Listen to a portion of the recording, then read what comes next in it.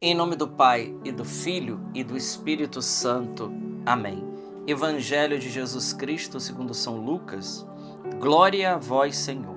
Naquele tempo, disse Jesus aos seus discípulos: antes que essas coisas aconteçam, sereis presos e perseguidos, sereis entregues às sinagogas e postos na prisão. Sereis levados diante de reis e governadores por causa do meu nome. Esta será a ocasião em que testemunhareis a vossa fé. Fazei o firme propósito de não planejar com antecedência a própria defesa, porque eu vos darei palavras tão acertadas que nenhum dos inimigos vos poderá resistir ou rebater. Sereis entregues até mesmo pelos próprios pais, irmãos, parentes e amigos, e eles matarão alguns de vós. Todos vos odiarão por causa do meu nome, mas vós não perdereis um só fio de cabelo da vossa cabeça. É permanecendo firmes que ireis ganhar a vida. Palavra da salvação. Glória a vós, Senhor. O Senhor diz, neste dia 27, nesta quarta-feira, Ele termina o Evangelho de hoje dizendo: é permanecendo firmes que ireis ganhar a vida. Em outro texto do Evangelho, nosso Senhor diz: aquele que perseverar até o fim, este será salvo. Então, é permanecendo firme, é perseverando até o fim. E isso me faz lembrar o profeta Ezequiel, no capítulo 18, quando ele fala da responsabilidade individual. Essa questão da perseverança ela é muito importante. Não dá para perseverar algum momento, perseverar por um tempo e depois cair na iniquidade. O profeta Ezequiel ele diz algo muito importante no capítulo 18, quando ele fala da responsabilidade individual. Ele diz assim: se um justo ele renuncia à justiça e ele começa a praticar a iniquidade, então ele perecerá por causa daquele ato. Ou seja, aquilo que ele tinha feito de bom para trás, no tempo da perseverança, não será levado em conta. Porém, se o mal renuncia ao seu mau proceder e ele se arrepende, ele se converte, ele muda de vida, então o que será contado será aquele ato. O que ele fez para trás de errado é simplesmente apagado. Então isso é algo sério, profundo e maravilhoso. É isso que nosso Senhor está querendo dizer para nós quando Ele diz que nós precisamos ficar firmes até o fim. Não roer a corda. Porque veja, meus irmãos, Jesus diz que nós estávamos na meditação de ontem, nós falamos o caminho que a igreja percorrerá. Líamos lá o Catecismo 675. A perseguição, a calúnia. Hoje o Evangelho toca de novo nesse assunto e aprofunda ainda mais. E num determinado ponto do Evangelho, nosso Senhor diz algo para nós. É nessa hora, é nessa ocasião que vocês vão testemunhar a vossa fé. Então veja, nós testemunhamos a nossa fé e nós colocamos a nossa fé em prova e em prática, não é quando tudo está bem. Não é quando está tudo tranquilo, mas são especialmente nesses momentos de perseguições. E se a gente lembra da meditação da bem-aventurança, nós vamos ver lá que a última bem-aventurança, Jesus diz: bem-aventurado quando vos perseguirem, quando vos maldizerem, vos caluniarem, vos açoitarem e mentindo disserem todo tipo de mal por causa de vós. Alegrai-vos, porque será grande a vossa recompensa no céu. Meu Deus, o que Jesus está falando para mim e para você, querido irmão? Então, veja, eu gostaria de dizer, alguns pensam que a proposta cristã é uma proposta de status, de mar de rosa. Não, a proposta de Jesus é uma proposta, assim, humanamente olhando, que não dá para...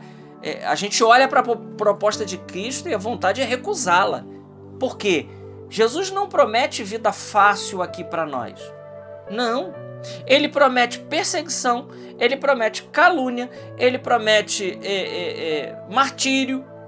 Mas ele diz que nós temos que se alegrar com tudo isso, Como compreender essa fala de Nosso Senhor? Ele está dizendo aqui, quando vos perseguirem, vocês serão levados diante de reis e governadores, essa será a ocasião em que vocês vão testemunhar. Ora, testemunhar a fé, testemunho significa martiria em grego, é a ocasião de viver essa espécie de martírio. E Jesus ainda diz, né, fazei o propósito, o firme propósito de não planejar com antecedência a própria defesa, porque eu vos darei palavras tão acertadas que ninguém poderá resistir. E enquanto digo aqui, me lembro, por exemplo, do martírio de São Policarpo de Esmirna, aquele velhinho de 84 anos, e que, né, diante do soberano que dizia, negue a tua fé, volte atrás e você terá tudo. E ele, como eu poderia fazer isso se esse Senhor a quem eu sirvo há 84 anos, ele nunca me fez mal algum?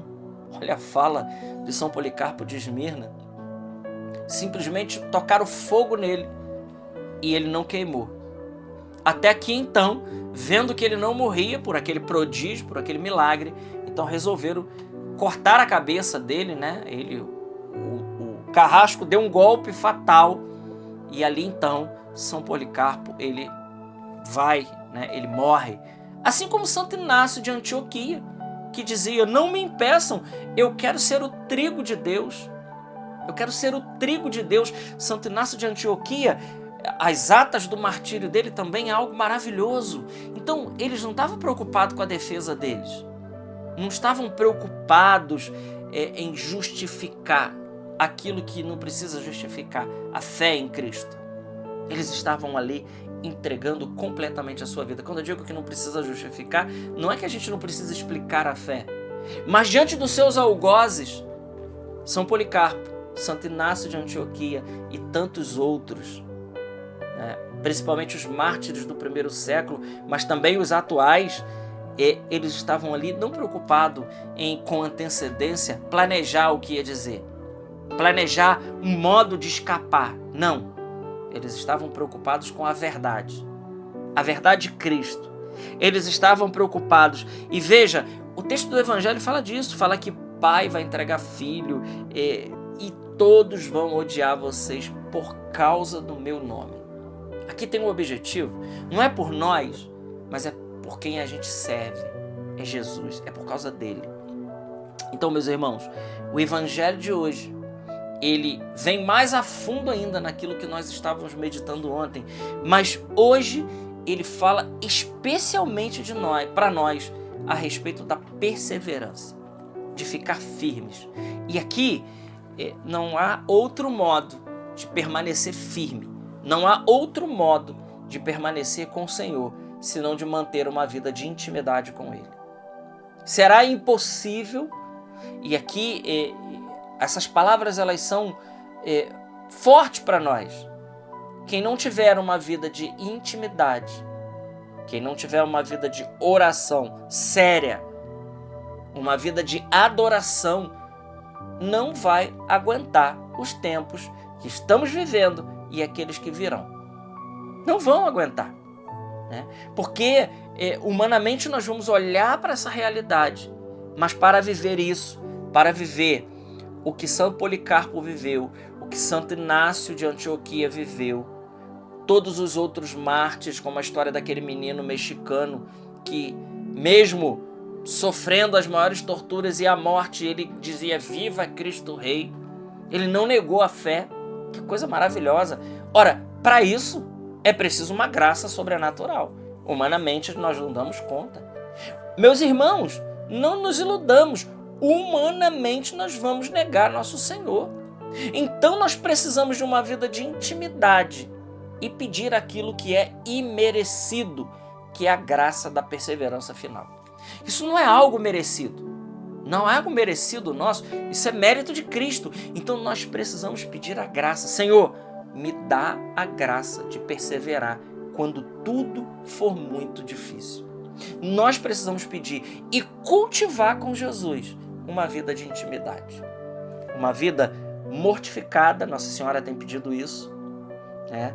uma vida de oração, também Nossa Senhora pede isso em todas as aparições. Então, uma vida mortificada, uma vida de oração, e uma vida de oração sincera, uma vida de quem gasta tempo com Deus, uma vida de comunhão sacramental, se possível diária, uma vida voltada para Nossa Senhora na resta do rosário, do terço, uma vida sincera, uma vida de intimidade com a palavra de Deus. Se nós cultivarmos todas essas coisas, vamos estar cultivando. E claro, quando eu digo uma vida sacramental, estou falando uma vida sacramental mesmo.